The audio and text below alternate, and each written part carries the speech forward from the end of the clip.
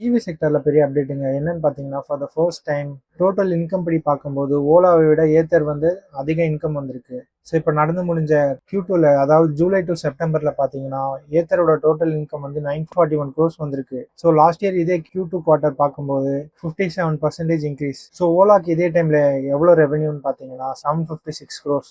So இது வந்து பார்த்தீங்கன்னா லாஸ்ட் இயர்க்கும் இந்த இயர்க்கும் இதே குவார்ட்டர்ல வந்து 42% டிக்ரீஸ். ஸோ இந்த குவார்ட்டரில் வந்து ரெண்டு கம்பெனியுமே லாஸ் பண்ணியிருக்கு. அதாவது பார்த்தீங்கன்னா 197 க்ரோஸ் லாஸ்ட் இயர் இதே குவார்ட்டரில் லாஸ் பண்ணியிருந்த ஏத்தர் வந்து இந்த குவார்ட்டர் 154 க்ரோஸ் வந்து லாஸ் பண்ணியிருக்காங்க. ஆனால் ஓலாது பார்த்தீங்கன்னா லாஸ்ட் இயர் 495 க்ரோஸ் இதே குவார்ட்டரில் லாஸ் பண்ணி இந்த குவார்ட்டரில் வந்து 418 க்ரோஸ் லாஸ் பண்ணியிருக்காங்க. இந்த கரண்ட் ஃபைனான்சியல் இயரில் பார்த்தீங்கன்னா ஏத்தர் வந்து நியர்லி அவங்க ஸ்டோர்ஸை டபுள் பண்ணி கிட்டத்தட்ட 700 ஸ்டோர்ஸ் ஆல் ஓவர் இந்தியா வச்சிருக்காங்க. ஸோ இந்த ஸ்டோர்ஸில் பார்க்கும்போது ஏத்தர் வந்து அவங்க எந்த ஸ்டோர்ஸும் ஓன் பண்ணாமல் எல்லாமே டீலர்ஸ் மூலமாக சப்ளை பண்ணுறாங்க. ஆனால் ஓலா பார்த்தீங்கன்னா மோர் தென் 3200 ஸ்டோர்ஸ் வந்து அவங்களே ஓன் ஆப்ரேட் பண்ணுறாங்க.